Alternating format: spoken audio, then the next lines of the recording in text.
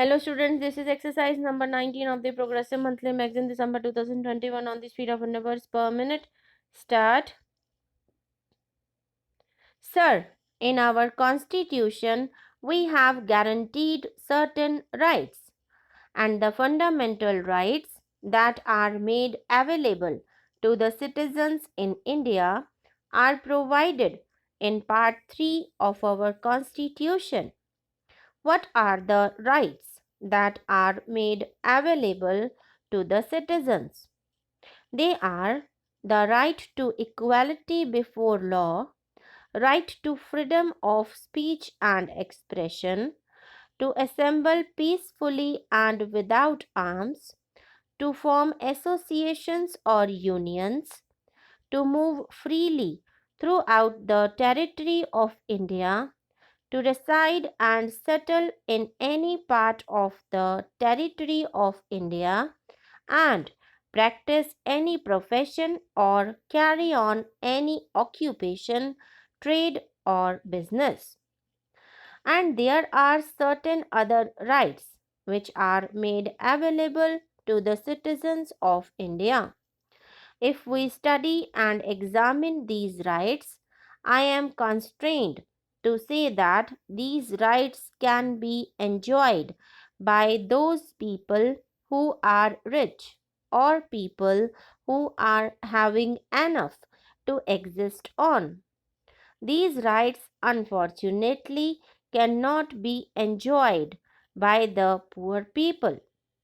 In the other constitutions of the world, there are certain other fundamental rights made available, and those rights are right to existence itself. It is not mentioned in those constitutions that the right to existence is made available to the citizens, but under different headings, those rights are made available. The right to education is made available. The right to shelter is made available. The right to education is made available. The right to medical assistance is made available. These kinds of rights are made available to citizens in some countries of the world. If we study the American Constitution, these kinds of rights are not made available to the citizens in the American Constitution. The rights which can be enjoyed by the well to do people are available in the American Constitution, but the right which can be enjoyed by the poor people are not made available in the American Constitution.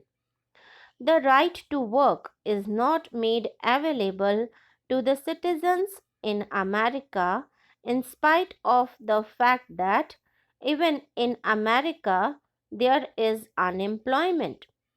America is a very vast country having huge resources and very limited population, yet the right to work is not made available to the citizens in America.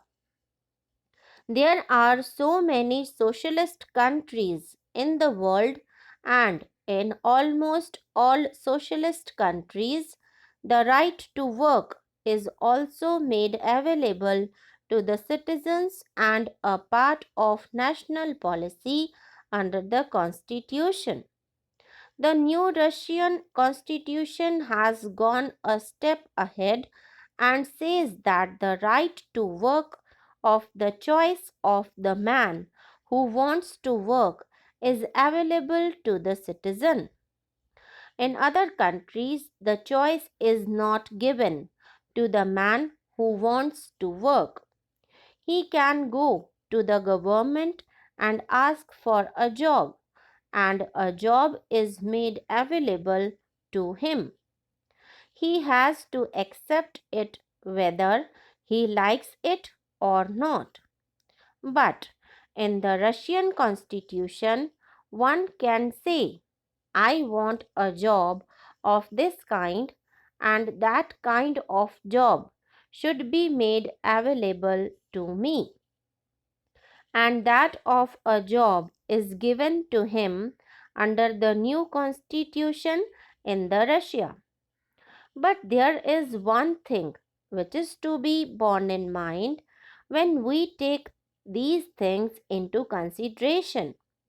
In all the capitalist countries or the countries which are not socialist countries, the right to work is not made available, and in almost all the countries, the duty to work is not made available. There is no duty cast upon the citizen to do their job. But in all the socialist countries, the right to work is given, as well as the duty to work is also cast upon the citizens.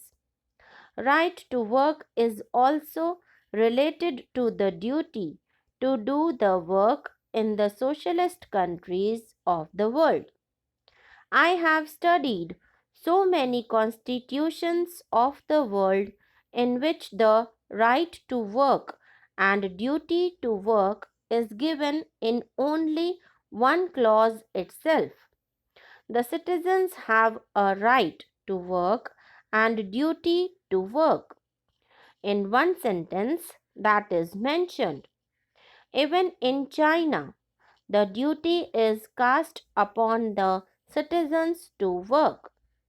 In the Russia also, the duty is cast upon the citizens to work, and if that duty is not done, the right will not be made available. If we study the concept of the right, it cannot exist unless there is a duty on the other side. If there is a duty, there will be a right, and if there is a right, there will be a duty. Now, the Indian concept of the duty and right is something different from the Western concept. The Indian concept starts from the duty and ends in right, and the Western concept starts from the right and ends in duty. I say, as a son, I have a duty towards my father. When I have a duty towards my father, father gets a right as against me. When a father has a duty towards a son, son gets a right as against the father. This is proper.